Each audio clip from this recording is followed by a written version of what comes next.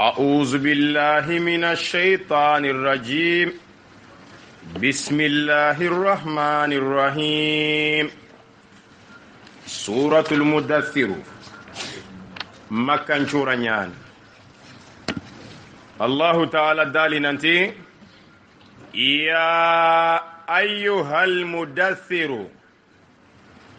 يا كدو خفارين داناكي kimbaka soronti ya sereke begedo khuhallo dua kinkennati additharu khupirame kimbakati khuha mana mudassiru tafsir gumunti kana sallallahu alayhi wa sallama farenyi kisiedo ne maga kama يتعبد وقبتني في غار هراء نقوغاني هراء جدين بوتي جدين كابي جدين غمي فارني بتيني نونياي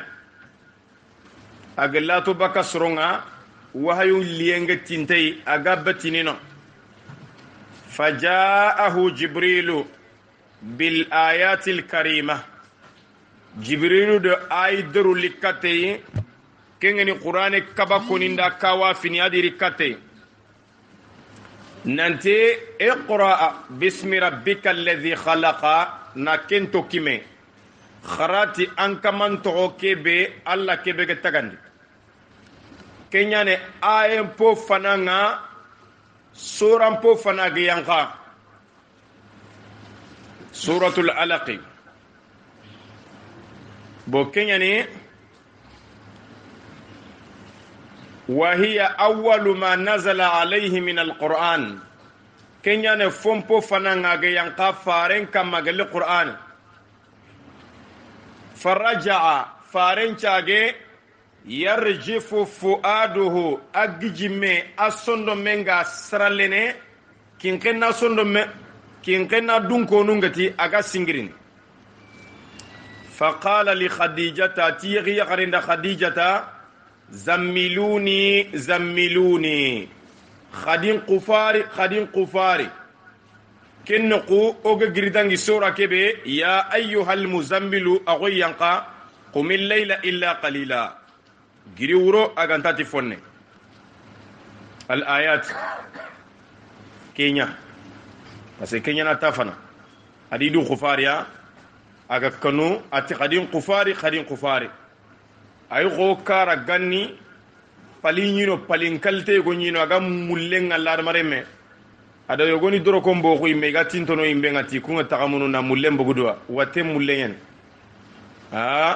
yogoni tagu kiyengure bo kenga dangi thumma fatara alwahyu sage wahyu ke alampu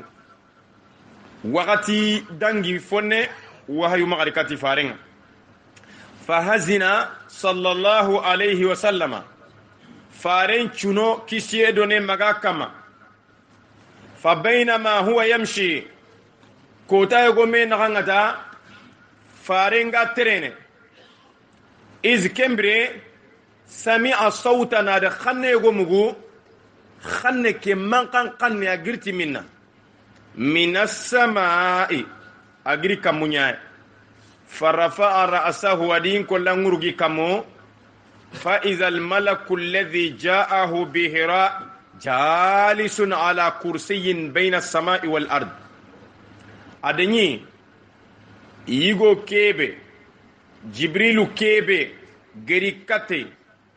ملايكة نكيبه غريكتي يجو في مديغامل لي ملايكة نكيبه غريكتي ke malaika ne be gari kate tafananga ke kille agadi ko langutu kammu aya xenga gata gunu sezi no nga kursi yu no nga kamundo nyendo menaga agarin فأراه صلى الله عليه وسلم من رؤيته الرعب جوتل لكتي فارنغا gelli jibrilu ke ngori mo wal fazaw ado kannendo joten qad fajaa ari qad tafilandi ila ahli kati dun konenga ikore فقال فارس صلى الله عليه وسلم دثروني دثروني خدين قفاري خدين قفاري خد خوها اللينغا خد خوها اللينغا دثار وربين قني خوها نياني كين قنا سرونده يرامين كفينا نجي خوبي رامين سونين كان قنو كين باكا سرونغنا دفون تاغو نقوبي كين قنا سرونغ فوكا بي أما وربا دفون تاغو نياني oku kinkenna okuti funenya kimbaka soronde gillondi ti salum fune ama wori donc togoni yo wanonga fogana kongi gayle ne fowtu na kafa kam fa anzala allah alla da ayanyan qandiyati ya ayyuhal mudaththir yake du fanamanda na begre du khuhari ira munga angolle fati shaqqai qum giri fa anziranna ngongon angolle ne kiyai هذه الرواية ذكرها الطبري تفسير لنا خوريكي أنك الطبري عن جابر بن عبد الله أي بكى جابر بن عبد الله مغا كذا في الطبري أصفا دن تفسير الطبري نغنى كندوا جزء التنبيل كبو صفحة تنكبه جري فأنذر أنن غنغوني سورة ناتي بشيرا نمس وسندنا ونزيرا غنغوندانا adam mogon taguwa ko fare sallallahu alayhi wa sallama yawma khandaqi posen kre ko taydo kafir ningede mekkita farenti huzaifa ibn al-yamani danga qum ya nauman giriya khin qanake tafsir al-qurtubi juz'u tamwado kobo safha tandume nasrem mogon tagu nada nyaire mobili gumeke nada nyaayire korosunga serebe kite nada nyaayire ke alhalake mana mogon ta gundo xanuyen digame ñaan wa thiyabaka danyiramu fatahiran nisanondi bakka mexenga mexe awa ibnu zayditi kana almushrikuna la yatatahharuna filla kapano meñi sonono fa amara allahu ta'ala an yatatahhara wa an yutahhira thiyabahu alla da farin nyameri ay menan chano anira mun chonondi qum giri fa anziranna ngongondi wa rabbaka do ankama fakabbiranna alla khorondi ankama alla maqama awada sigino ko anna doro na khorondi nalla fi ngurugi alla finna nya fidere amma wa thiyabaka adanyiramu fatahhir anni sanondi ni qurandi ni labandi kinkenna khannen ne qurandi nyakhili nanti labe na labandi angutu khannunga tabana ikutini titago mo nya fonga na o yanki fo khulle awa inata khura bambraninde kuren kirinata sanuyara ta akangi magu ko anyago kange akira sanui asanuyara boku bangena ta labe niya serenga na fi muri na gamula natu oku bangeyetini kibari laban dana yan andamane laban serenga gugandini fogo ada kumpaga mulla inata adu laban de yan me kibari labe wala donko wa fatahiranna anyira mulla bandi ni qurandi ni sanuyandi tafsir gumu yogoniti agatan nanyira mulla bandando sondo menya ken tafsir mesembe kita kay tafsir ni no ira munya warujuza ado munoni fahajur anni laqadun kutu anni war munoni tokono ngade muhammad faremme muno botude mega kenya na digame ke talanga mundi farendanga kho agati silaminin da fajitani burrijisa min al awthani khana la to baka sobenga gelli munoni silaminin metinto munoide megalla itisiya wurnu na jane kafama min babi tahyiji wal ilhabi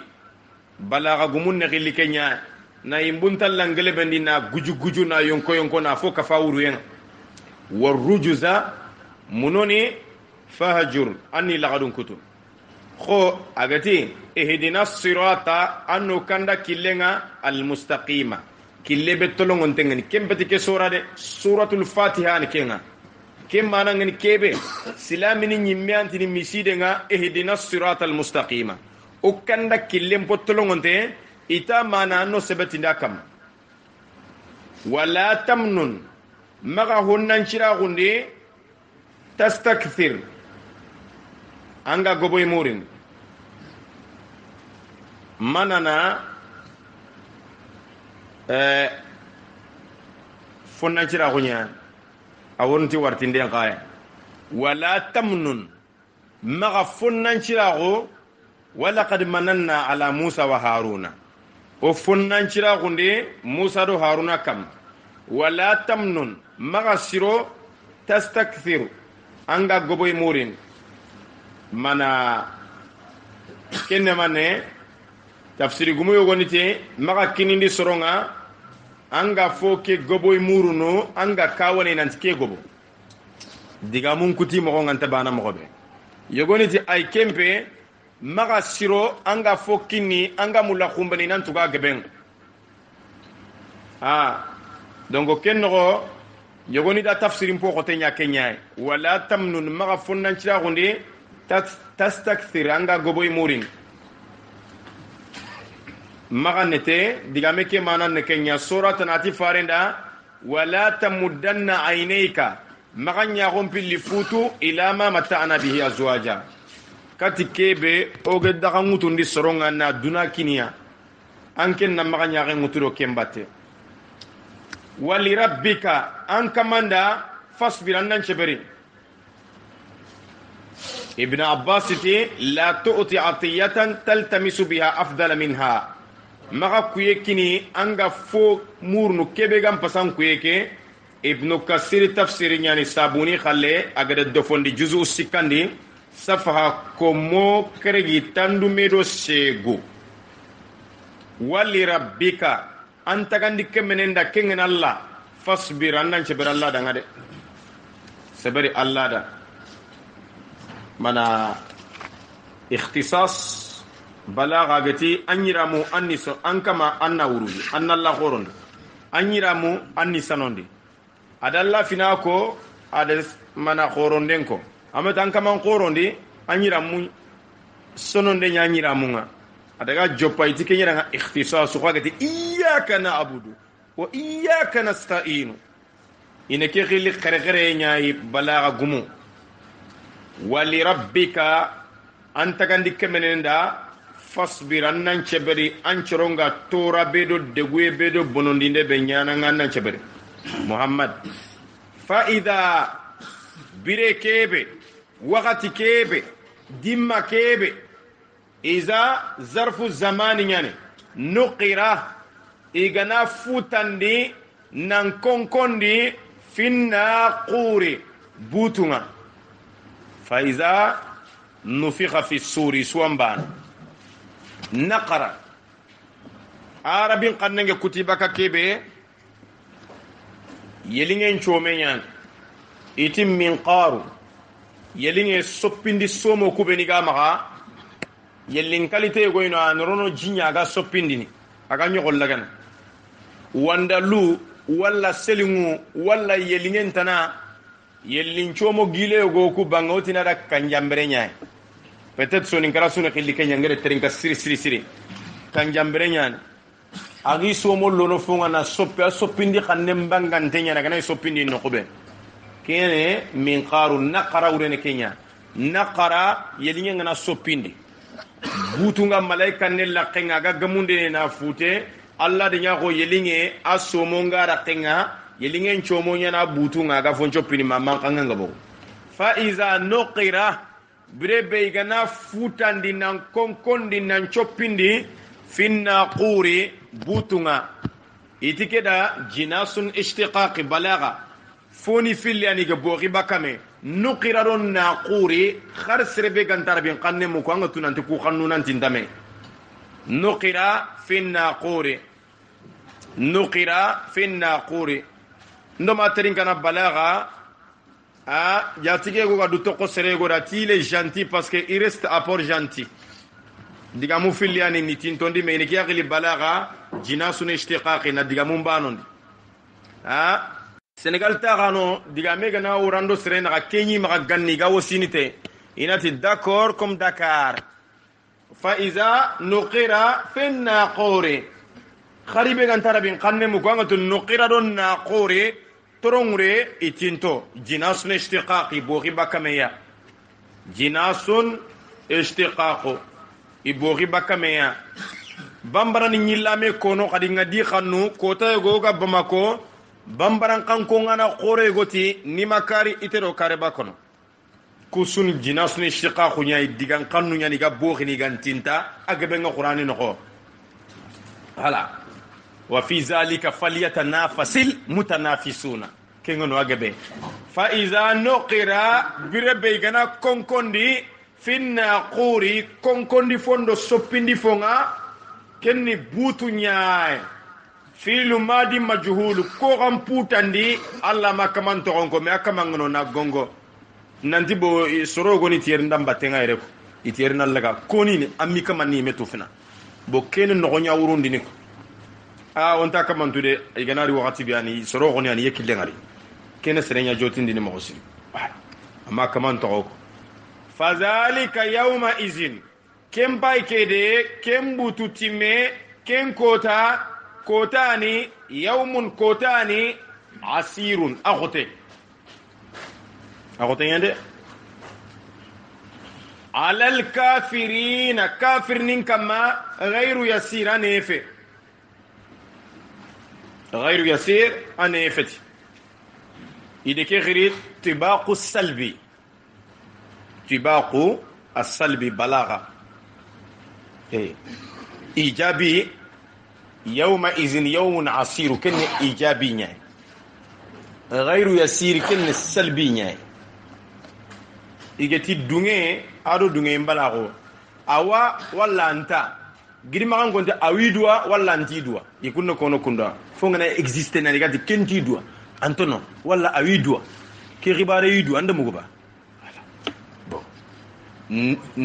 mana positif kota ke khotenyan ko igana analyse mpay gella gana nya rabunkara wate beigede sege agano nga inorona wuri resultat ijabi nanti positif nya nawuno agana nya gantono nga inyana salbi nanti wate ke baga busi nya nantono anta feteng bokenya ni fazalika yawma izin ken kota yawmun kotani asirun akote positif parce que khotanga te ay le qiyaman kota alal kafirin kafirin kama ghayru yasir negatif nowe antono kenyani asiru do yasiru tibaqu nyane met tibaqu salbi busi nyane koy ilanta banon fo gote do fone ilanta banon kendo awa Allah ta'ala cikin kota kotenyan zarni muhammadu ngara Allah dalini farenda waman ndo sere to me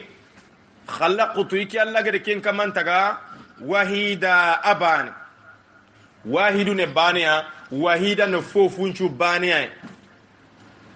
fofunchu baniya kin kenna sorongane kawana seremba na gunga igana tindaga ke dingira nekati bane anyino adi toru kenne iga kawa bana gunya nanti fo filloga yesu kenna toru nyayko kenno ku kin kenna xanne nyangede mugiya soni ngan xanne iga kono nanti gella gana soro filya ga no ngasu kati toru nyana fillandi kenge fa bane an kenne nan kawa bana okay zarni iki alla togono waman ado tege kome kebe khalaqtu igere taga wahida aban wahida ni fa'ila fofunchu bane kapalle magante abane ganyi ko ganni nyinyeke soro gabo igati mukuninda angari ni ando munalle menyalliga kono ngari nyango e mogo yogo ko ando kenyalli me ganga nay daga nancha ko simpa kamilo anji banno wahida bane nankawa kamamba na gunga fufu gmenya makako iki alla de ken to meiti walilu bun mughiran khusuratana agati wala tuti kullaha hallafin mahin andaya ikhad walidu bun mughira gani farin to nyana mosiri muhammad ida warame waja'altu lahu malan ikiyalla naburenya keigo danga mamduda nabure be jidinte afutunte jidiye futiye nyani ado goboye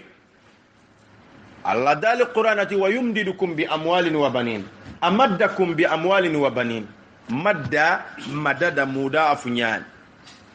idan naburenya da mamduda ajidinte iti nyogome nyama sini nyama tamiso nyama galli qoro nyama ifako mamduda afutunte agebe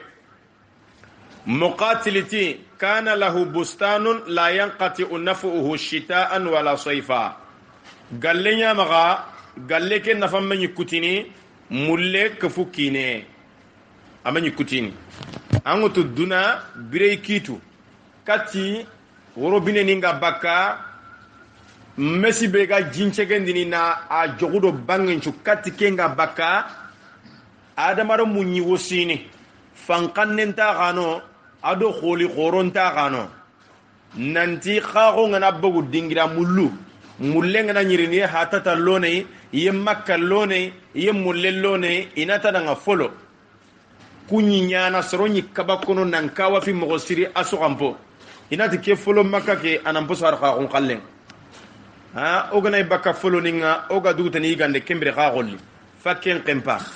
galle anya maka khago kafukine anta kutini kiyan mamduda wabanina ado iki alla do munya danga shuhuda rummu ku gani sedan tubabun kanne gati présent rummu ku beni gada batin kiye ado wuro shuhuda yonki ngire memulla mo banda ta ku igandi sire agana yigare meki gama kita aha mingay aga maga koridiro munchwana mbire nuqban korinta kunyani nyana alhala ni yogoni ganyana idero munyada kun kagani sedano igada batenga ayo fanka makore aga palenga koren chugada bate ide kenya danga walid ibn mughira itaro murum musikiani igere ko mo kebe afwan awa rummu tamiyan imenyi fetene da bata diga safar na diga hadarin kene na burugumenya fankama ni nga gundontu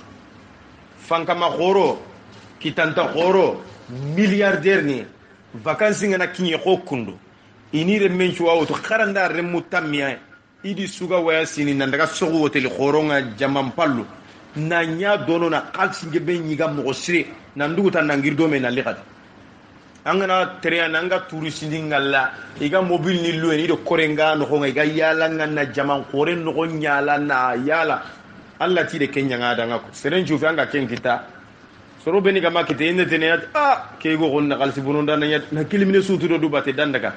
akenga na bureke kita la ni fonya na kenna burake peut-être akel la nya ko bono marafa na sereket wa banina adoromu shuhuda iga sede ne dabate igade awa iti soro sikiyan chila magwara muku Khalid ado Hisham ado Walidu wama hattu lahu iki alla boinda da tamhida boinde qimpa maf'ulul mutlaq boinde awarante boinde qimpa atlaqa mutlaqu ko ji warante aga gujini wakatincho mutlaqa do muqayyada intaban mutlaqa kebe warante ngani khempa gante kebe soni gankan khempa nga kebe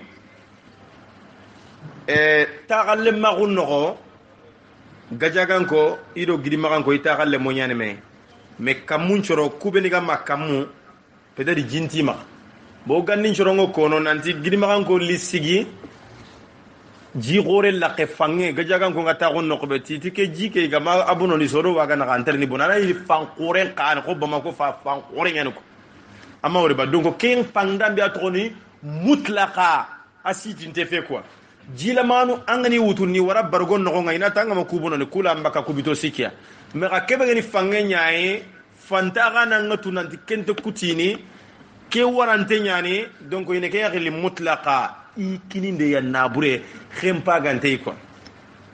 sere woni sere go tiga na gati naburu khorenga maga nga seda masalan dingina ngati kati fulane khalisi il est pourri ta moti khalisi nyay ko kenyane wamma hatu lahu iboyinda da tamhida boyinden khempa khaken jundar mare mem pakaw thumma yatma'u saga adamare menga tamaini nannete ana azida nanti kyalla ni jidi foy fanka ma gomba kaba president ro milliardaire ni ina milliard wutu milliard togon khore ngani mogobe milliard serebe ga dono angana wujune sere sujate serebe ga milliard njata ante ngora ga saka ken cere ngoro gono de kemma gobo de ajja tante mba mega fanka ma khorongo wutu naro fanka ma guntara diga khobon pasalla ga sigino ko be nyida har saye kane murun thumma yatma'u saga da mare mengene tene an azida iganati president murano kudang kube ni geni milliardaire ni nanti kamo kerge million awtanna dani anga bugu debe be na hospital nga sigindi ina Kenya awtini gare nyan awtu kan nanti te ganyene fankamani ime durunga na tagu inata haranga maganye ando to gore kitantu yi jamane kanu gonga na kamo kerge million komo segi million milliard inara tara kin kenna soronti nara bote yonki nyane alla gere kebe ko qur'an yonki tinta to kono ni nyana thumma yatama'u sage yonki ngennetene an azida ikalla ni jidi afriki president ngatini na constitution modifiée kenchine man nan nete nan to ita gaden kamak jamane nju gamu kanne ngene kebe na lina guruja na fota na rano ko kudu anke ngato ino ngamobe thumma yatama'u an azida saga innetene ikalla ni jidi mana kenno ko alla dalate kalla rad'in wa zajr aga kebe ana warade aga khemprandangi be ado yade ana warade walid ibn mughira innahu nanti ketege kome kana li ayatina anida anya khallaran qote kin qenna suronta al kharase mana okawa fininda khallaran qotago kin qenna suronga tal kharasago kharase ni fungana kharasi damba taga melang kharase nanga banyana sangale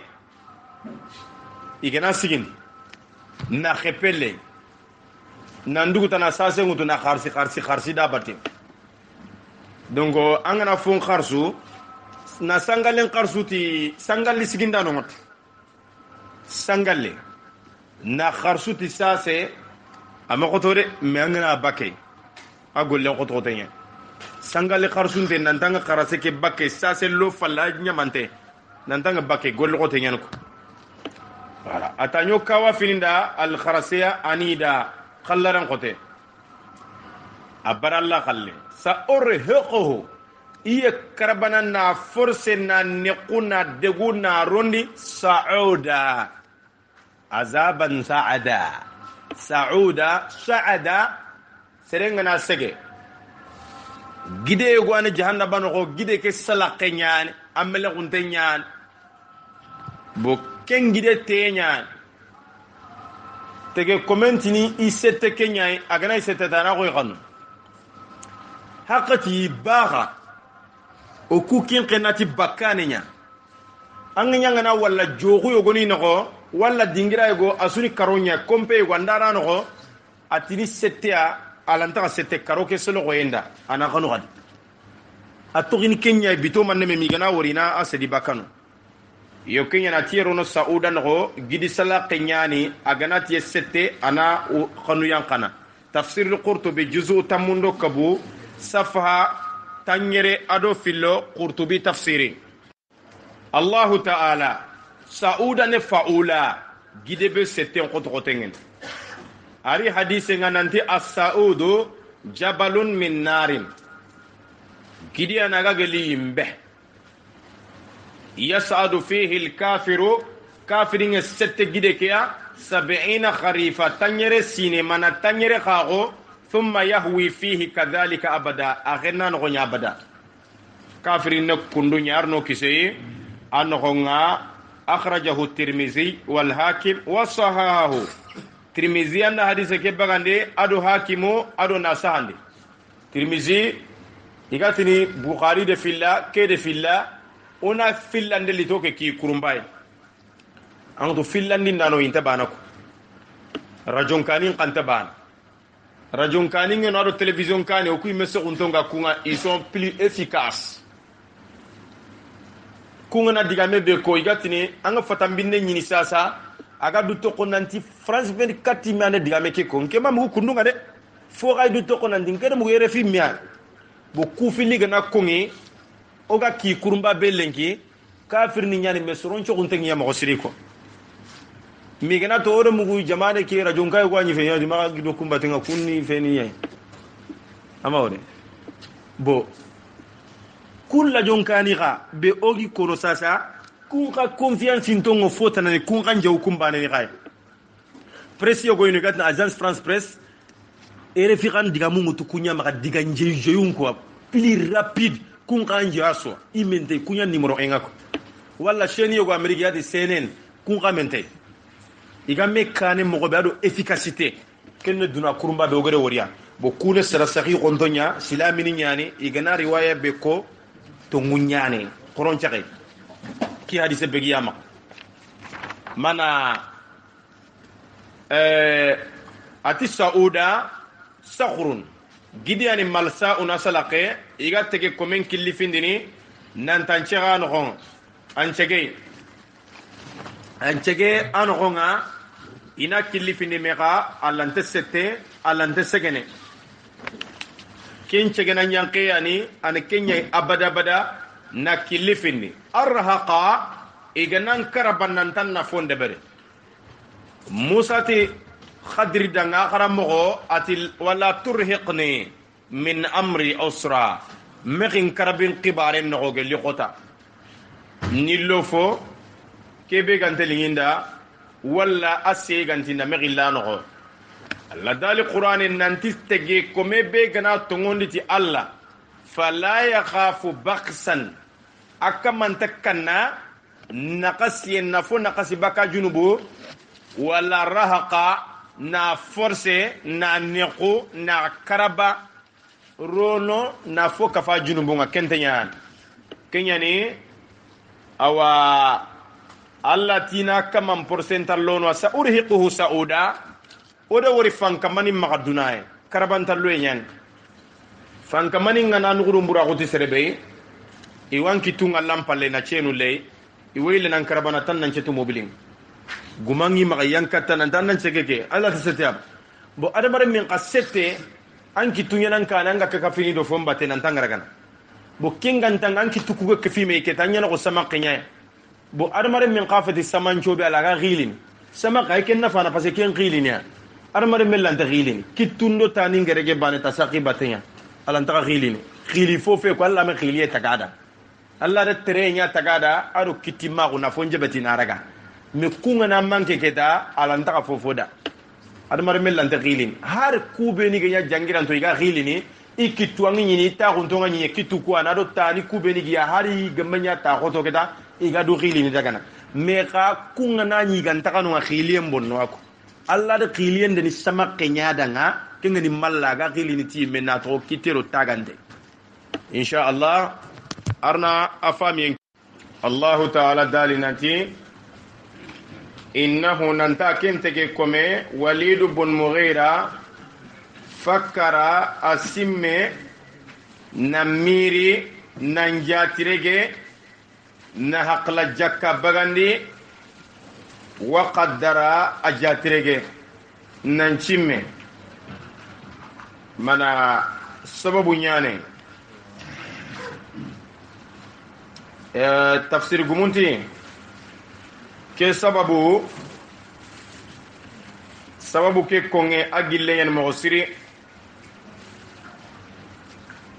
na koyi nanti marra alwalidu bin nabiyyi sallallahu alayhi wa sallama walidu bun mughira kota dangi allah khayfare kisiyedo ne maga kama wa huwa yusalli wa yaqra'u alqur'ana farenga sallini aga qur'ane qaran ko jinna ningede faren terin kam mogobe aga sallini aga qur'ane qaran fastama'a liqira'atihi walidu bun mughira terinke faren qarangenda na terinka mogo siri wa ta'athara biha asondo men batti tohi arabu ne khili batti toqenya sonin konti sondo men miso ma asondo men ga miso noko nandunge fantalaqa alwalidu walidu bun mughira kitanta khore kya daga hatta ata majlisa qaumihi min bani makhzumin magarini asronga taagunu nokube bani makhzumi qabila makhzum bani makhzumi qabila nyan adinyi ga taagunu dingirayi ay mesronga de mekkafu dingira be ga taagunu kho angana daga sonin karasasa taaguru nyana soron maka koron kama walla ngi ko kaso nyini da gombo ini kimbaka sorona ti tege nan daga kam faqalati wallahi iki walid ibn mughira ikunati allah laqad sami'tu min muhammadin anifan kalama bire nuide digame amugo muhammadu wa ma huwa min kalamil ins adamare me digame fe wala min kalamil jinni jinna digame fe wallahi kunatalla inna lahu la halawa lingwe digame keda wa inna alayhi la talawa fasangunta huwadanga ado digangile ado digancire wa inna a'lahu la muthmira digame ke kama awruginte nyan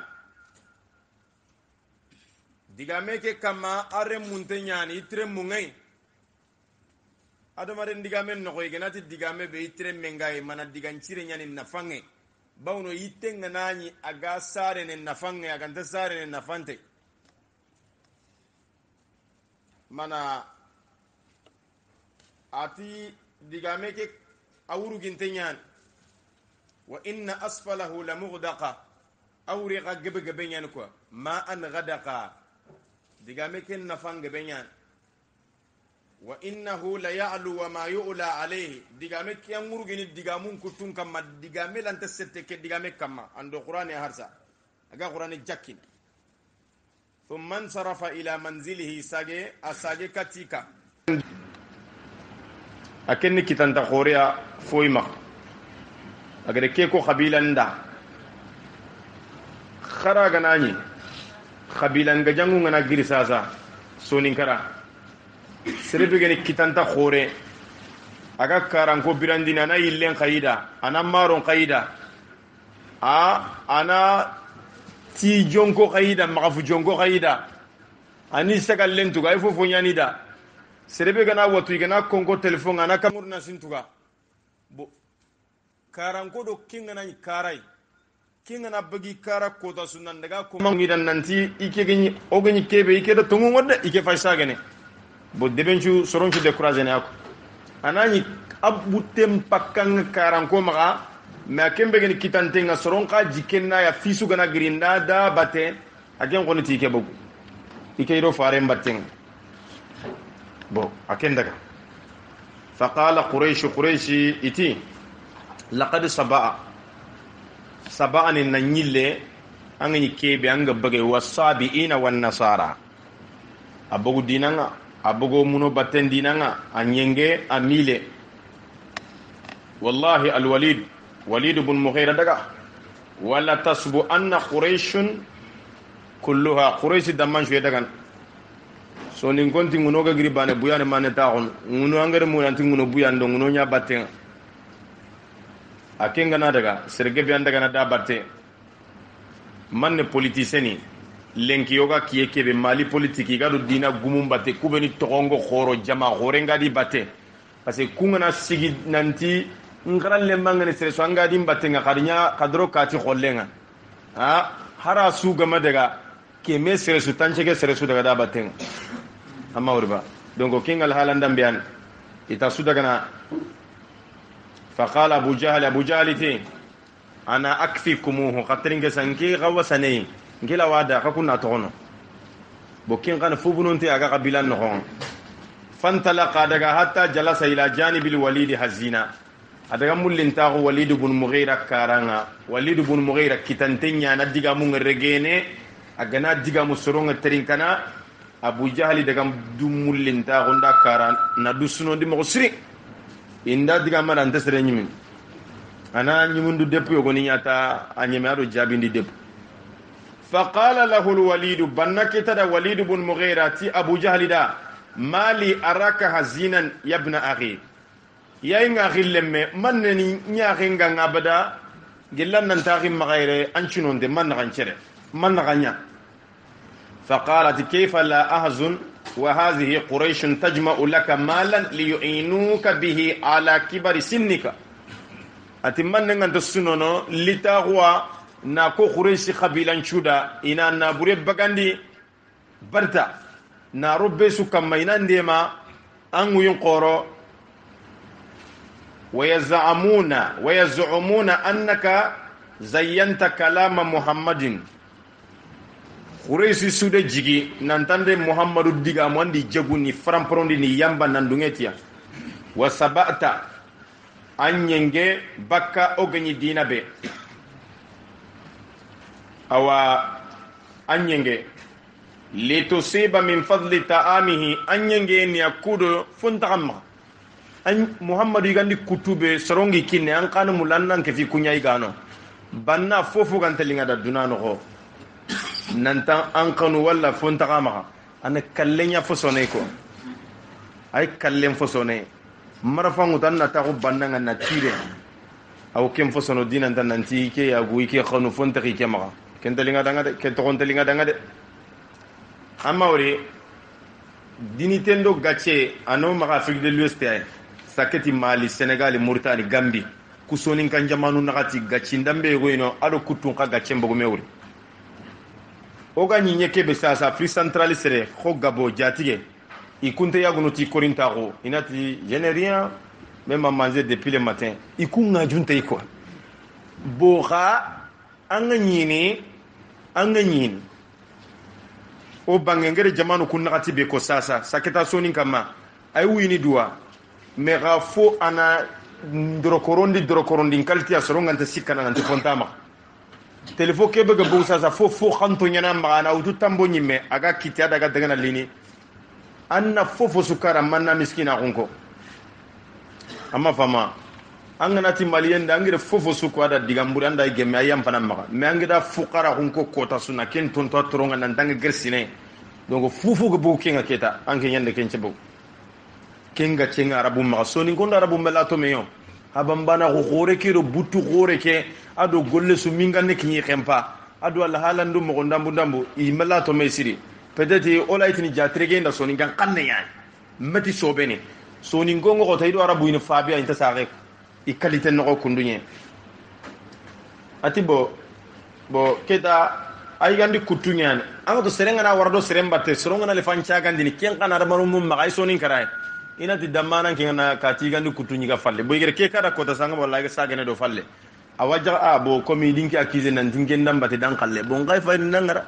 na to tinyi me bawno de benchu de kenya ko ngina ngala ke no soni karay ya gabe antenya men har ko men ay ko ngin wala donc ken ko abu jaliri ni feron kutu ni khibarun kutu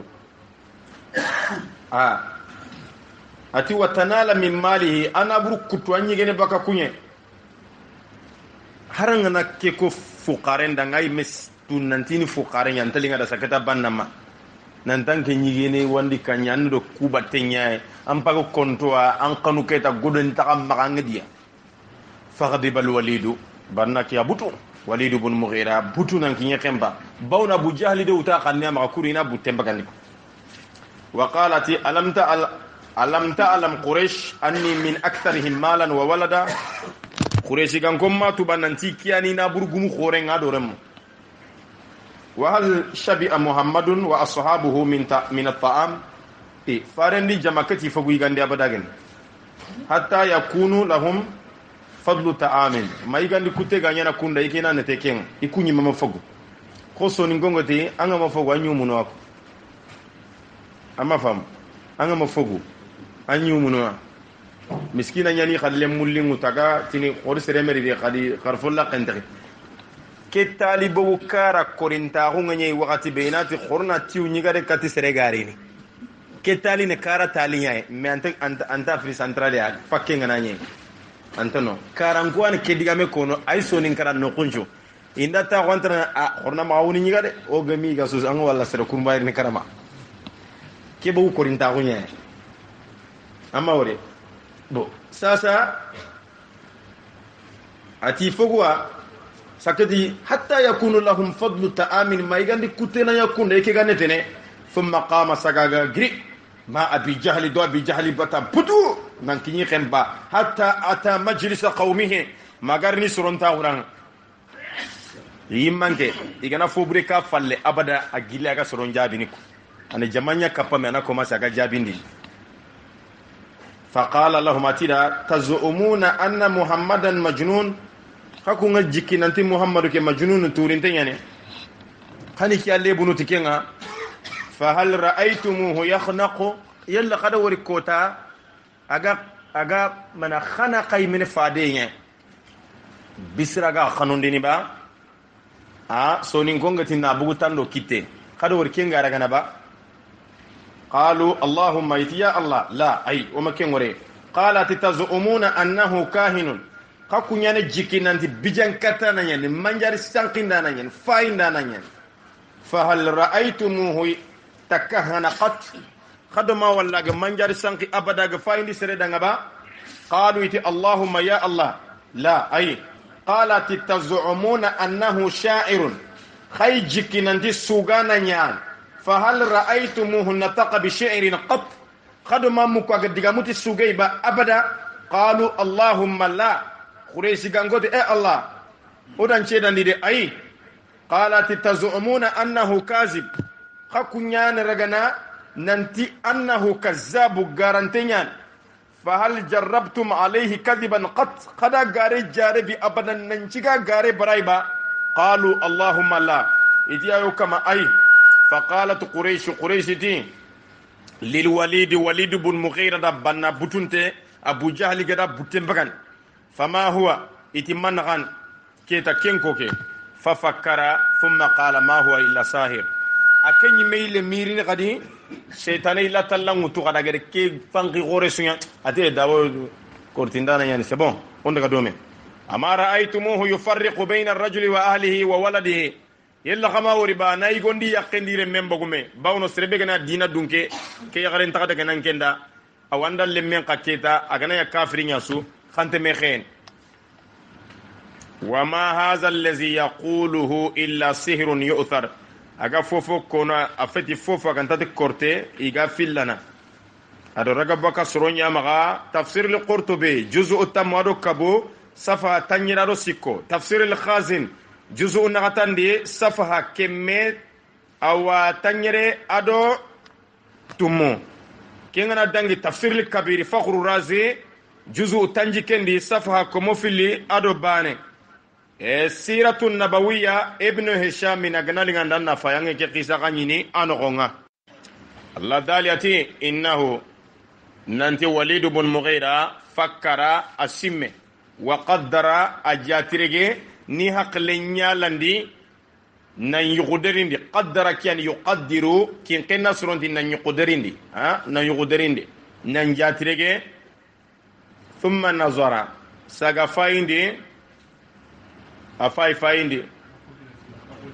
afan faqutila idan langa kayfa qaddara mogoke baga jatirege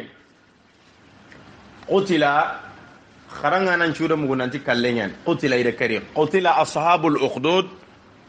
ida pose dun konu langa me qatalay me lesli zahiru kallenyan man ne tafsir gumunga feserni nanti langa ndenyan alla gana serebe langa ay qadan kari ko adam begi ne man no sonin kan kanne serega na digambure utuna ko sereda walla na golli to gintenya kama sonin ka khoronga ta goniyata adan kerda keke adan keriyata million tammi sakinga serego maga yogodi dunya danga na kosa utada dangi ina ada keriyata ada kodon chukut ama wor parce golle be ganyai quoi anayi haqiqa kama ngankara onta kallen kono ken me ida wan khibaru nyane me ada danin di khibaru khaburni me ga finna kona tro nanti dan kari fi ko te nyanya nga awre ne kenya sonin gankane kalli sobe fati kin ga gana ya kin pitna nga burono dinan da million tammi jibatinde voilà donc kendi ma innahu nantake fakkara asimme wa qaddara jatirege faqutila idallanga kayfa qaddara mogoke bage jatirege nan cimme na nyille ke digambure wutu na jokki na jogu faren kam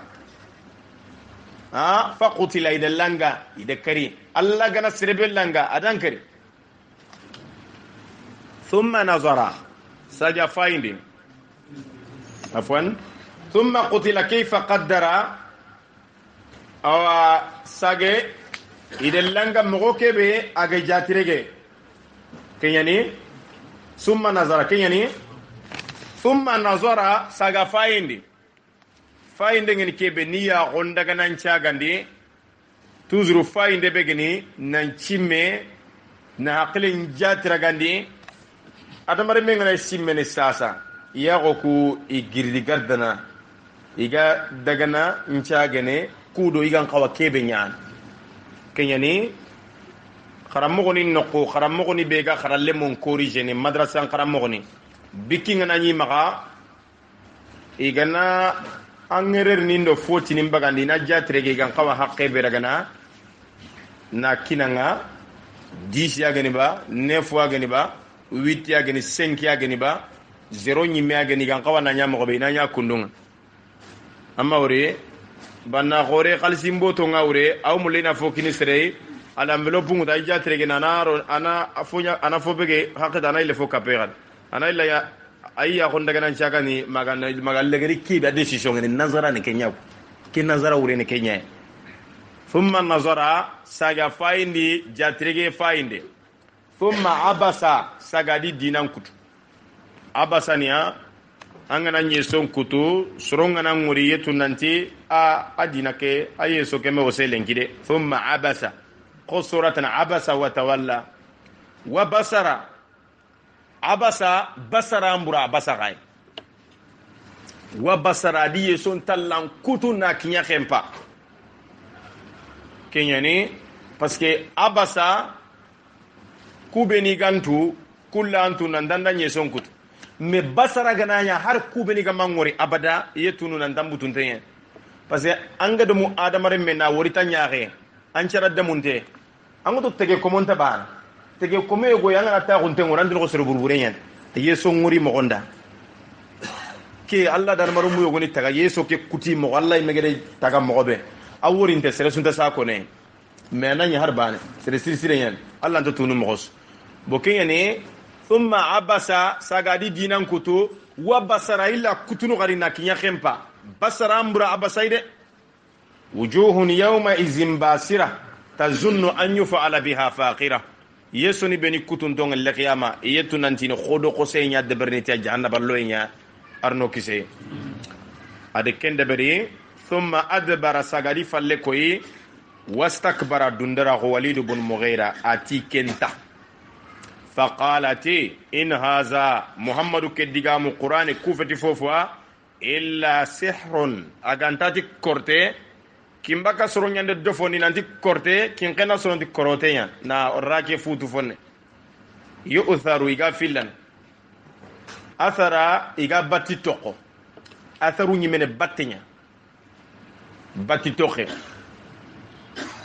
باتي أو نيانا سوغاندي ندين تالله لقد آثرك الله علينا الله دان سوغاندي اوكو كم يوسف غيسا يوسف اغني غسيغي بل تؤثرون الحياة الدنيا أثر باتين فرتد على آثارهما قصصا يؤثر يغباتي توكو باتين يعني كيناكو كيباني غدا يغبات بات سرونغا تاغوني يؤثر إيغا باتي توكو إيغا فيلنا نانتي قرآن دنگا ماني نياني faren daraga bakka surwa maka igede kunga da gafa kono kada in haza ke qur'ane fatifofo illa qawlul bashar agantati fete dugan ke digame adamare med digame ani sere digame alla digame fe walid ibn mughira and kode bo alla jabindati sa uslihi saqara iye sotini rono saqara no uslihi adu udkhiluhu taban parce que soni gankanne asugo mukhambane ngorondini uslihi tasla naran hamiya tasla sayasla naran dhata lahabin sa uslihi saqara tasla uslihi atu intenya to gonga nani golni sa tago igana idam funche wala tongim funche na tawndi maga dumbu igana katuna golle ateteke tagamenya nta goni karanga wala palafa kanji na ko sarakati meken kampana arano ko igana asupano ko nga ina ila bagandin boketa tongim funche ke tonge ke funche fofo motori jinga makinye parce ina supana ron palano ke no uslehi sa uslehi iya supana na debi na rondi sakara imbe sakara jahannaba kanyande ma jahannaba karlen tigitinda no nyimmega joti legiyama kota jahannaba dunko da nante ma salakakum fi saqara man naga kinya sakara yere fo kote ngana armare men kita anke lemine be jatigi gananga bo iti pezi andraga wala polisi buru yogo ni andraga no ujunu tammi ana folo mananga tugan bo keta kagume ke ituna andi lemine ke buru eti pousse khalsini ku ujunu sikido komo kerge annonga bo keta ikena kenti mandi ujunu tammi nandaga baga ati mannan kinya yere masalakakum fi saqara manaka kinya saqara jankor tunantin no burenya wama أدراك ما سقروا استفهام للتهويل والتفزيع أنا سقرته يقول أسيقو أنا دبو دبونيا دبرني بوساسا agada gani debu debu ndeber no kube ado jatigin fankama kirsi qore meto akiliya nyani kenga angu ke mo ndambe kala nyana babu sini nyana taninga drogo ko so ngorondine maro fankama qore nga metuko baga tinto fankamanka agada ko mo bayi miraqe ati fankamani ko si bertido killen nanga tidanga tina presenter ko kay ti kanti kema ita kay ke katu lo ndaga do nang titange ke do ito ndaga taw kana ko kana kinye bana yim ile gari to ko do ma do kenya batte parce que gina tanga ire tuba ken fo mpo gore nya de kanun dinde nyanda batanga ire tu wama adraka ma saqaru man ganantu ini saqaru ngatu saqaru gani ke besanga tuba la tubqi wala tazaru la tubqi wala tazaru iti anta tie toko anta khote toko ana swabin fofo la tubqi min ad-dami wal azmi wal lahmi shay'a anta fofo toko tubqi na toko tazaru ganna toko zaruni zarni wala tazaru ana swabin na kinyi kempa la tubqi wala tazaru ana swa kinya ni kempanga amuto yimbe bi mo gon qualité go ante photo kana swa mo inen taban tibiano igana tiembi iga bini tolu kebe kamma ogada wori ki kurumba ke sasa angana tie ke kambo hakati angana kambu mo sang yang kana ma khote uredo tie go ina dumbu ma bisiri ube semba kebe gano gonga sembe yogondi sembe okuti sembanya angana afute akhay manyamba kama bisiringa ado naro furu no na windi yaren kase go nyino nga ati a lemunu nguri njare nga lingwa mene iga baga ni furu nga tiendo qotin chude me wara amma wore babo ganni ne kunya taguma nche gati sukunyo nyane ube kondo kon kun kaliteni la tubqi anta foto qode wala tazur anta foto ko igo aso filli duna dumbre yu sadma de minge biri angere kawa fini be wora do masalango qur'an fe serenti kenya bon Bamako tagano toujours capitale tagano o bangeni sorongi ya kizene nantiria nangana girikara wotunte a akhini nga falle ga khalsi khoren khayni ay go la nyana tongu ay go ayna jonganga iti kun kay fo qosono baka tampile ke wujunenga na wurna sike gonfule na keli kunji banga igana tikenda taxi mbasi nyana bawna ari awini nyano bo igo kaso fille igari bana ngiri kara na bana nyino ati o jati go ke gonare golle nyinke ati ngida lante ke masala nganda ati ati nti kallen ko ngi anka na kenya ko bo ganni Bamako na si Gabriel Touré tinata ujunu siki andago bo ujun nakati tampintan jamane nyani yitunjon kollo nyani yan kanto nyani ata ko ke fumbe gana ko kem petit basia ay atingida ngana ken kanda bure nyani ata ko ati worna si bane tampille ujune bo ata dan ken kiten kutandoro ken ngure ay ado kitela kutinere ala kutinere na kutuma kamandoro ken ngure ko har doro ko depenya ke danga na ron toujours intan kitenga la no mawre dunya la tubqi anta fotoko wala tazaru anta fotoko lawahatun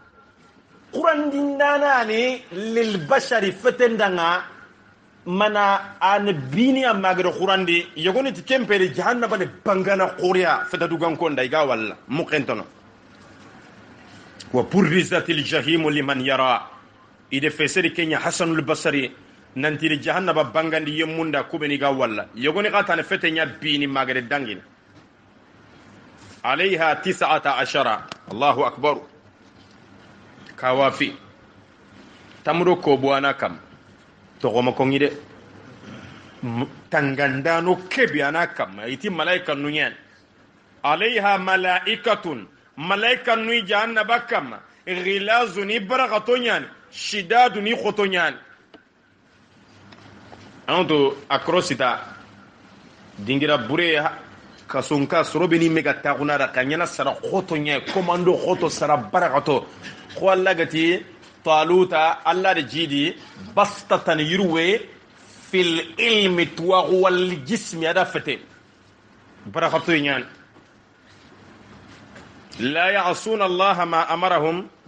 in talla kutana Allah gari nya merkebe wa yaf'aluna ma infunya dabarni yu'maruna gi nya merni ken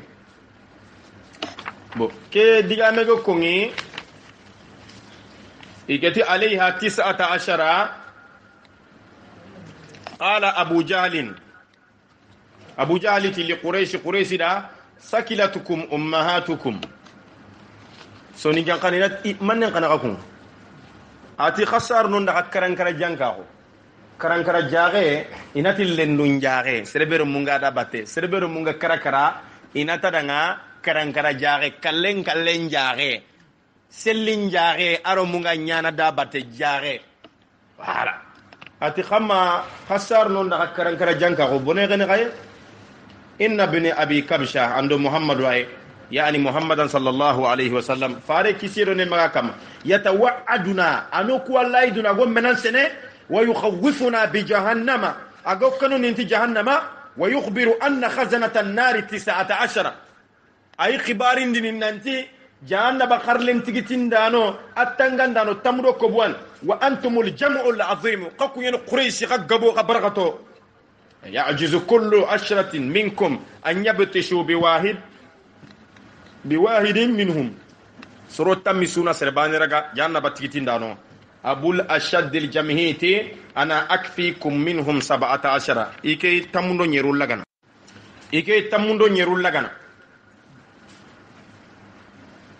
wakfuni antum ithnain quraish lati amakota kakunchuna fillo bana ragata ike bana tamdo nyeru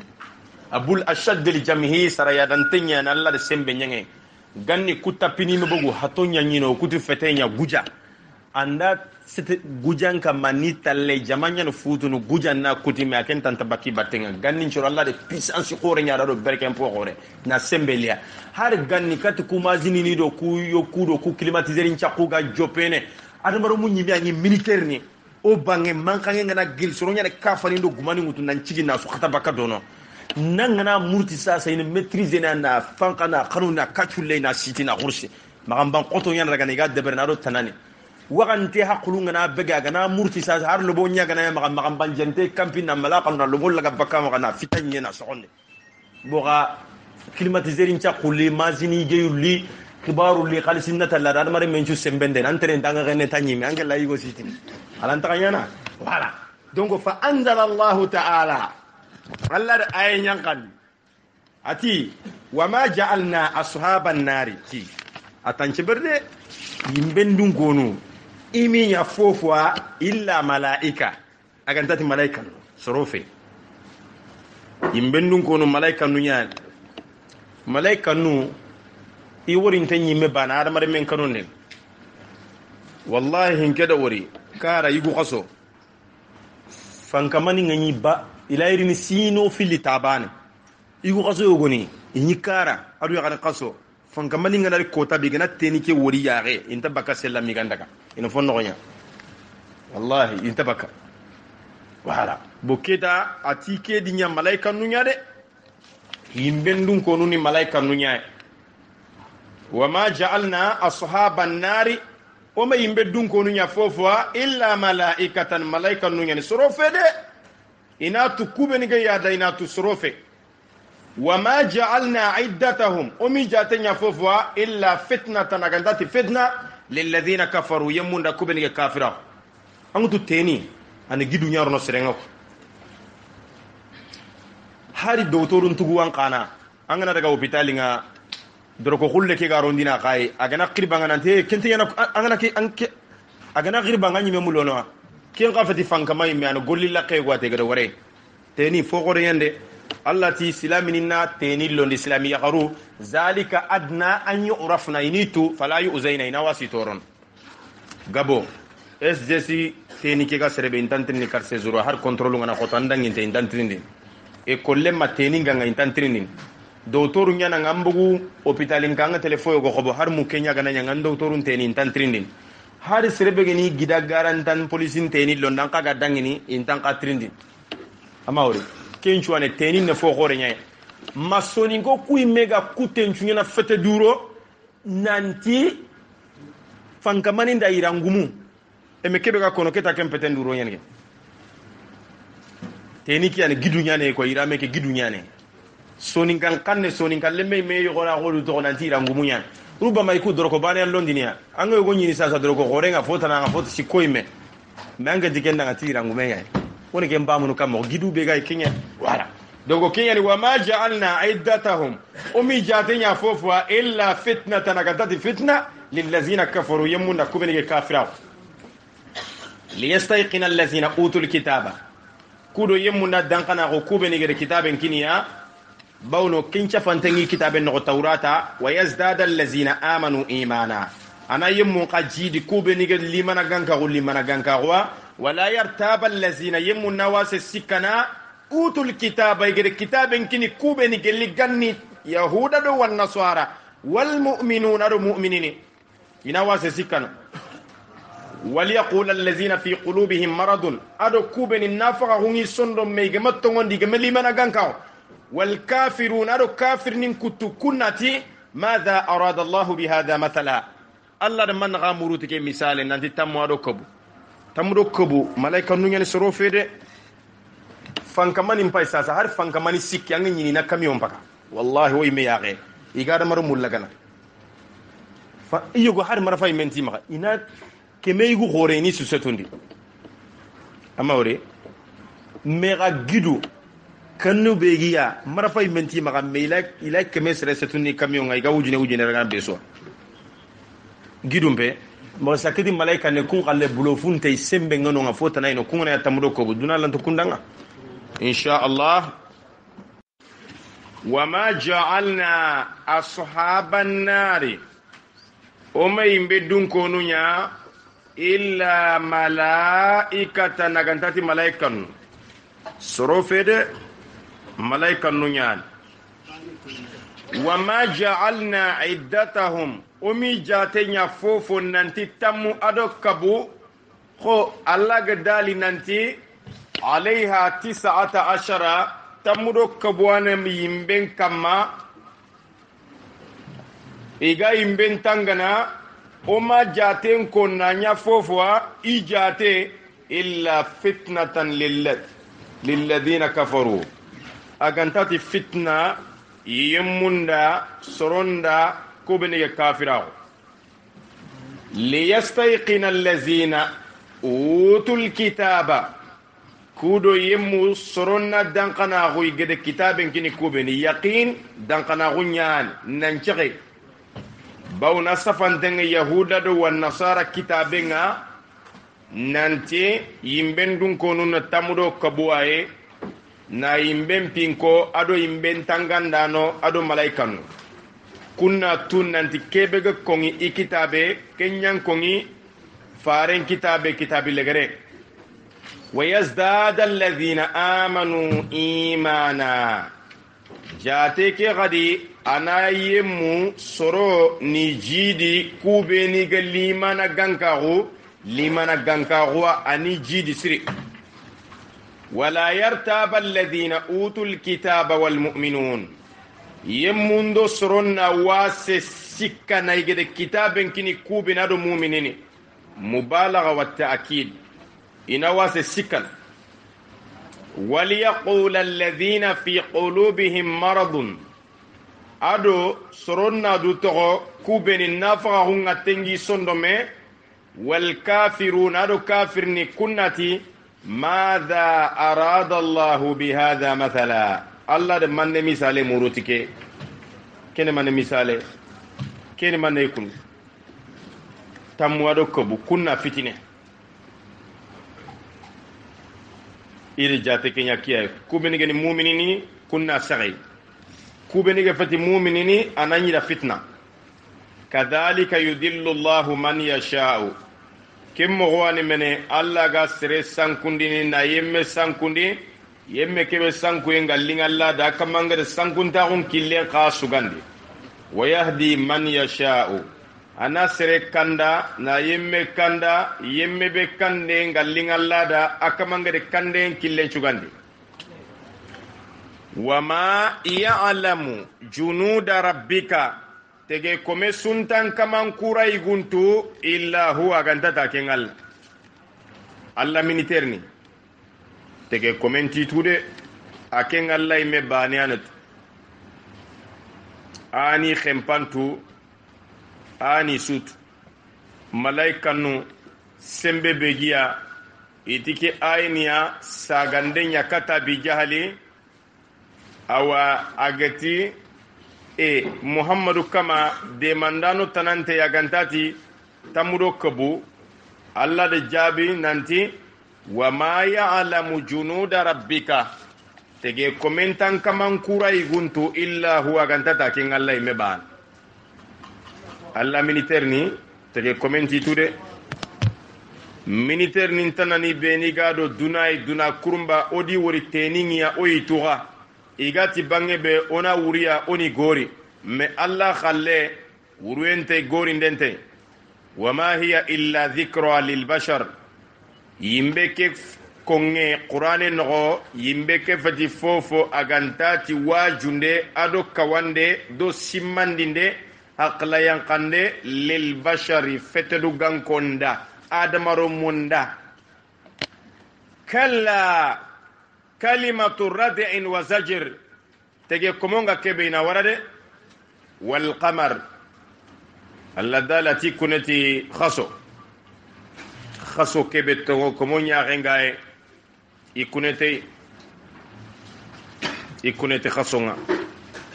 khaso soronde mekofu nalikati fare sallallahu alayhi wa sallam nanti khaso manna ga bangene amise kin kenna soronti fomise nda fomisane ana ile baragatono anari miso na misano maganyeme Allah dala taqul hiya mawaqitu linnasi waqati ni nyani adamaro munda yifini ndaberni khaso ke bakenda khoro enda nyeme wal hajjaru hijum faqati kenyana ti kunete khaso ikune kube ni ga soyini qur'ani in cebari de iki Allah kunete khaso Allah gana kunete fofwa kempo derenya Allah no wallayli ati kuneti wuronga is bireke be adbara wuronga di falle koy nandaga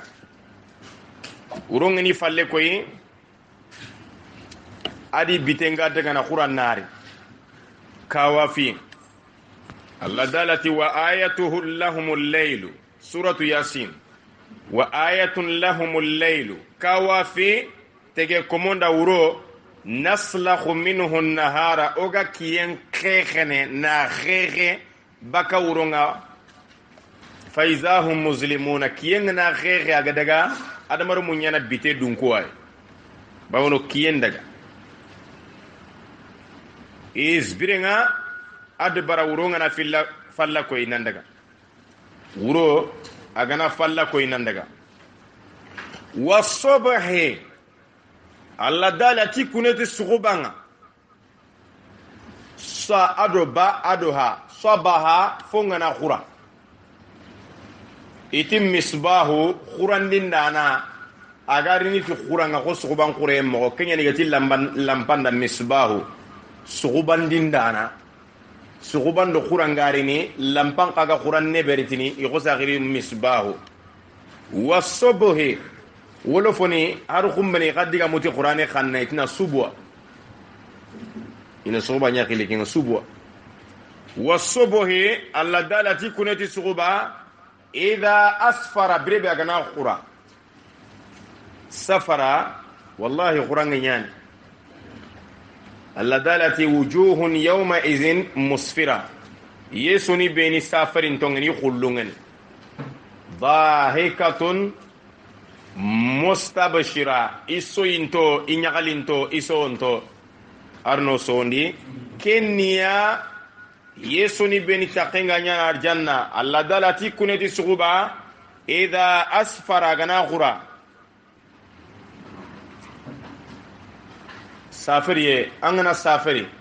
fini beni ganyanda bitenga kunyan kuranganda anken kaga ni soro beni da bitenga kunka ankana khura kunka manida inan qatu kenya negati safari khurangenya idha asfara bribe sugubanga na khura kawafide sura tanati wasubhi iza tanafasa suguba agana negu okuta agana fufia nafs ide negu yankre ide yonki yankre arabin qanne fo jonko kote ide khiri qad nafsu nafisu nafis fo jonko kote nafsu yonki tanafusu neguye okuti fufe nya kimbaka soronyanti neguye kinkenna soronati fufe ta fufene angana ta negunu kinkenna dunkon tampamun suguban no fo jonko kote nya suguba hari yokku kitene saga khobe yokku yige yokku ina tanga magri fene qadri kubeni ga dere murnu walla yokkin kalite ina tanga mari fene anga mari fene ta wakati jonko kote nya na ganam pri fige be anam pri niku allati kunati suguba gana yonki wakati ba ganegu kenno wakati jonko kote nya ide patro gebe di golnya ngana licence nan dandar ni suguba nga ko andar ni hani ana golle la ga sigindi suguba no wakati jonko kote nya wasubuhi za tanafasa sura tanani ke kempete ke sura wasubuhi ado suguba idha asfara brebe agana khura kawafi ay Allah suguba ngana yikuranga duna kurbanda tafsirin koyoy uronga na rosa sangaro kuranin kumu anga golnya ngati kurani ado climatiser ni bianga saqiure urun chaqe kunga khalisi beregana na kutubakan kontunga aga benyan awurnan khalisi nya kamade agan konter keregana na yankan na ngure na urundi gella gana har kara fuqara hungi dononga okuti lampata jinya iga petrol lono kebe no okudo ko kara kanne okusoni gan kanne ne petrol ngiliti lampa nji ana lampa nji chubini ad me khayille ngana kere no ko beta khuranga nari khura khore ngari bane ta khalsinin commence économique ille ngana kere har saqano yeddo hono nan dille ngana kere ke takante ke kura kere naga finna manne kumin ille ngana kere ke da climatiser qawse wuro ke takare kirba ka soron kam maketa kimman kangundangi sorondo mena kan janka suban kure fige be afa sirono kenno kwa fige be anyi bono do wuro no kaga sage sirono ille ngana kere iza asfara birebe agana khura innaha nanti jahannama la ehdal kubar musibo khoro dubana mbiyan amanya de jahannama ha musibo khore nyane arno kise musibo mpo khore nyane naziran jahannama ni gongondana lil bashari fatadu gankonda adamarumunda tege komonda liman sha'a minkum ayyemeda agana lingada gelli gai an yataqaddama anan kandeti golli khairin te nanjo nan kandeti nanjo te nan avance te tubabon kanne aw yata'akhara mandugundi ti golli burenga andugundi ti falle qaddama ide fesiri baka qadamu nyay adamare mentambe ko anta anga tuhullo no ko beni kiyal qadam anna lahum qadama sidikhinati wa thabbita aqdamana tambe kon sabatinde ado tambe kon nangurute kane avancer manyane har balokata non do menaga ado pompier ni do menaga man Allah gede qadamun ko ati wa thabbita aqdamana no tanin sabatin qur'ane duna kurumba nyane feserni pompier qoro ina tepu khoto nyaro ni taninga kebe igante dirikisane ngantira gana kimbaka soro nyanti dirikisane kinkenna soro ti deni nyen nandeni balokata no krampo qoro nyani i tepu ni ngure tepu be krampo manga iga wurnu dirikisane ndo deni ngati kita iga khenne military khoto oku kinkenna inyi khilli nanti karankara golinto parce que ina te pumpete manyaro ni na barakate tanga sebetini tambe konga sebetini amawre tanga bugu nyenga bani fatazilla qadamun ba'da thubutiha taga telle driqise nan qanu asbati falle har khibare anga soninga khoronga legatina antan tonto de anga mantan tonto say dugutani nan ke ko ngi do diga mun no nanti antan tonto kurinte go giri ko tan nandaga kitante go nyaga nyaage xanne nya nanti go ngam durgoti nantani ne kamunya janka tani ngana sebeti nyi adama ma gonti mene kenya igana yiti kamum bangya dongo kenga atimanya ange marmare mengor serenga na girnan cigin na digan kesefonton ka ag sikka nan takka man pay genia agilia direta ka sikitani kam ani aka gilia nan cigi karama masonin ko ngat nanga magirnan cigi haraga nanya ta huntan kibare nya keza atori sonin ko ma diga me na tanga magirnan cigi fiyan kita girnan cigi de odu tunanti janka tanin cebetin tonga nyiye fige be sirono kenya anya taqaddama anan kandeti tambe konga itanjiko aw yata akhara mana dugundike mana fo sirun kanda mana fo burun dugundi basife meke aye korna fam akama an ko sugandi ne nyame wuredu gongo ko tenyande ko Allah ga dalati faman sha'a falyu'min agana lingi be nan tongondi wa man sha'a agana lingi be falyakfuran kafira ko me wurenya ne de ko soni kan kan ne ho ga linganda na de bari fofo ga linganda nya tafsir ibn abbas yando du to nanti agana lingi be nan Allah botu agana lingi be nan dugundi talla kutandenga tafsir tabari juz'u tampilendo kabu safaha keme ado siko tafsir tabari Allah ta'ala ati kullu nafsin bima kasabat rahina damir keliti yonki nya kenge faganya da mare manyana rahina tu yonki ya ayyatuha an-nafsul mutma'inna irji'i nariti ya garenda mire yonki so bima kasabat tagere golle be golle rahina atolo mantenna tigenya toloma on to ko yime khannumuko toloma ni cautionné okubange fo kimbaka sono dinda hanama okutige na tolomali kimbaka sono na ti kacheke a haneme da batenya anto ko ngini kundo kacenya hanamedi njagen batenga ko sakari o kutini kacenya ntolo mali da batenga ube ina hanama kenya ta afana da batenya me ga tolo mali nyanga ba ko ngini kin kenna kanne kacenya ntolo mali da kanne tolo mali ke kimba ka sorongo kono ga kono qualité go ga dina ta tolo mi akwa akache ke tromi do ga batenya voilà donc sasa yonki su tromar interneti gollunya atolo mi interneti gollunya ahana man interneti gollunya an gollunya nan tigiti keta inan trindi ni kunya nga mokon golle su tege kome su tolo mi interneti gollunya bima kasabat rahina yonki su tolo mi interneti gollu anga de golle benya awa antabaka kaman kamma magane hakukini ado yangan kata yu begano arno kisiya yonki su tolo min tanati gollenya sura tanati wa kullu insanin alzamnahu ta'irahu tege kome sugaye akampiye lingen kache o draga na fanamada khannen batenga angradi ngene kebe angani qualité be agan khannen angradi ngene kebe an qualité ngene kebe na kachelan khannan daga yalan yonki sutoro min tengati i gollu igere kebenya illa ashabal yamin agantati te dunkon korosinde kundanginiya hisaban yasira iku ida begi khannunga alla ada khannen khibare nyako har tambo inati ti kebegin khannen ngalen junubu began khannen ngalen akongini ti kanne nyaay gannun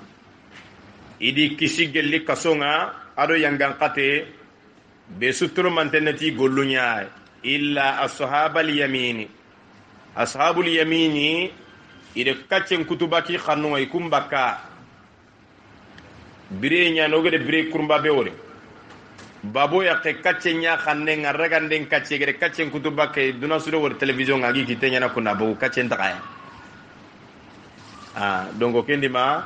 tege komesu tro min interneti gollu kubeni kaccenga tori xanne kungo fonno akin kaccenga kuti akembo illa ashabal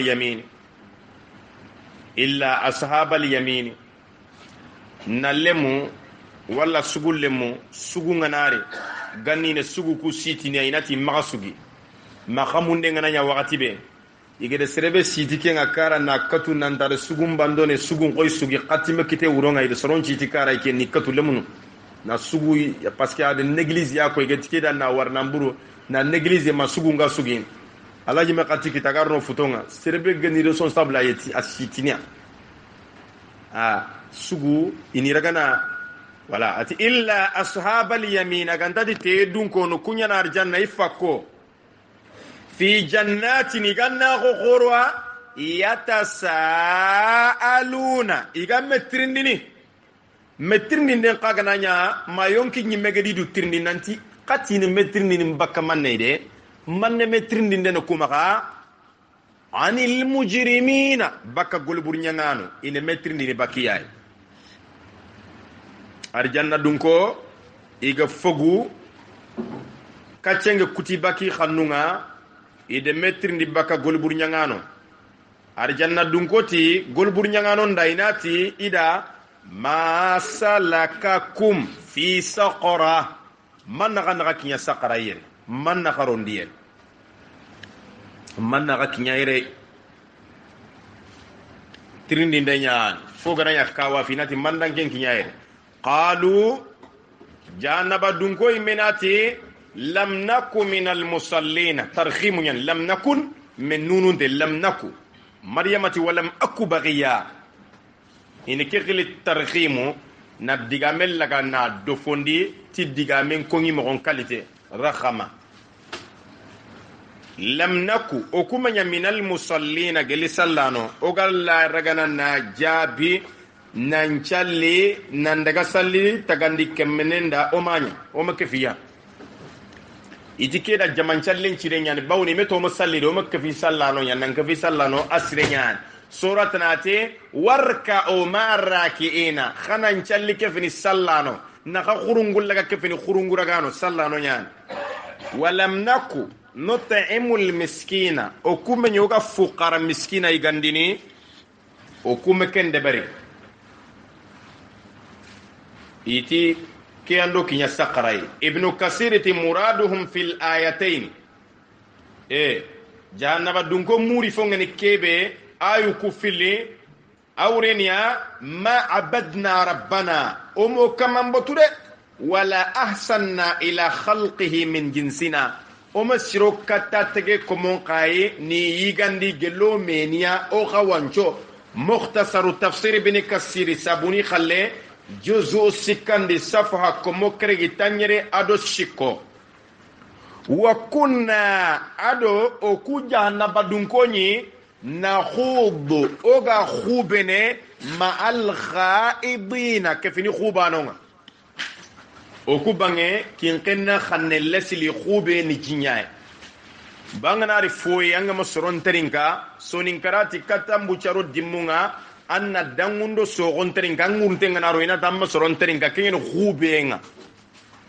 amma famba bokinno ko o kunyi khubene ma al khaidina kefini khubano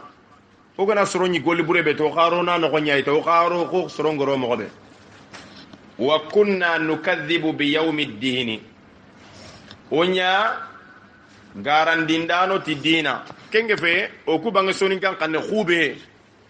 angana khube anga mamulanga yolen sakat serebe kan te jitu jintuwa ko nganari nallo fange no lambe fange kubeni ga tu yangure nankan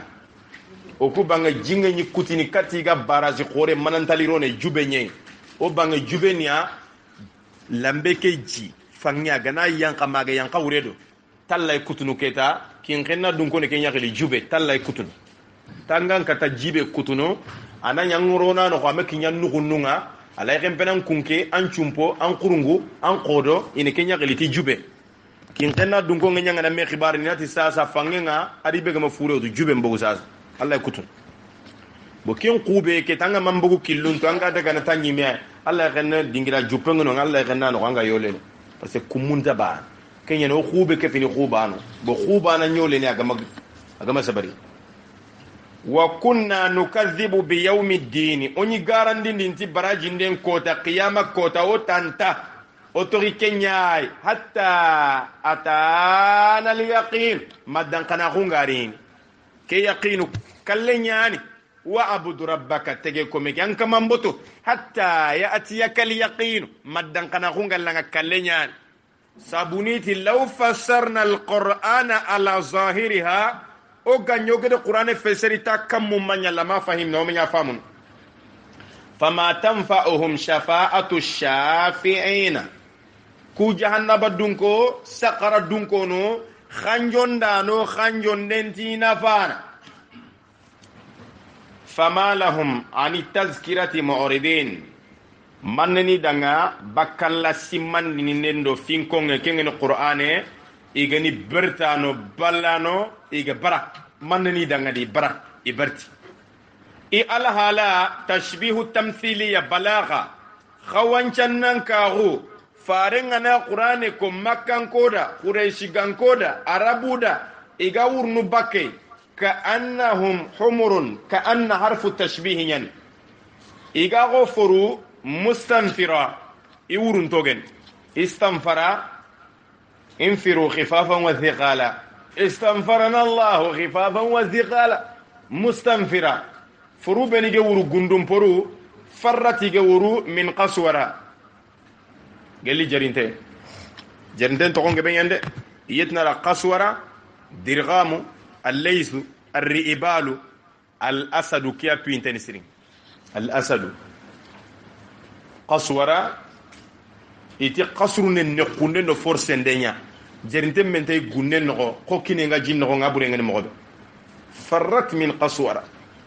gundum porwanga ni fay har television ngalenki documentaire jerinte ngani qata iga wuro be nyala kenge be nyande yo kusoro gani wurnu muhammad sallallahu alayhi wa sallam kem mo way bal kempe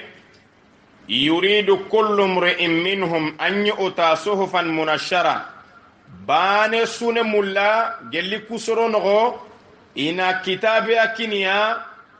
kitabi sankinte kitabi bogumante kitabe be ga kharange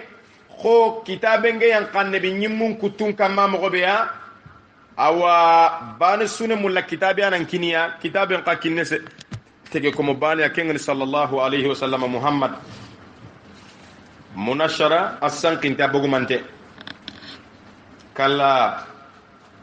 iga kebe ngireyde kala ni ay ina wara bal la yakhafuna al-akhirah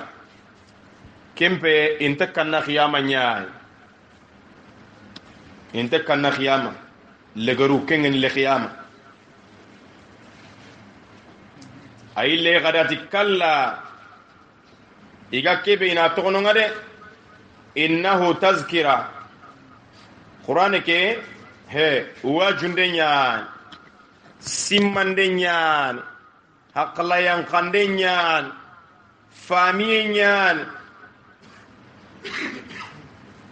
faman sha'a agana lingi tege kome beda dhakarahu ana kitabe ke simma ana golle ña ana dumu nafate agana lingi tege kome beda ana ñana dumu nafate ana simme wajunde na tigiti na ragati kite وما يذكرون تجيكمون تسمين واجن دنجي رغنا إلا أن يشاء الله ما كنا لين الله دا أنا خير نيدا أرنا نيالا ندعودا هو أهل التقوى أكين الله ن الله كان ندونك الله كان نخندون كونن الله أفون الله كان وأهل المغفرة أنا خفرين دنونك وفي الحديث أي حديث سهنته أن أنس أن رسول الله صلى الله عليه وسلم أي بكى أنس مغنى تلاقي فارك سيرون مغا كما قرأ هذه الآية فارندك آية قرأ ننتي هو أهل التقوى الله كان دونك وأهل المغفرة أنا غفرن دونك ثم قال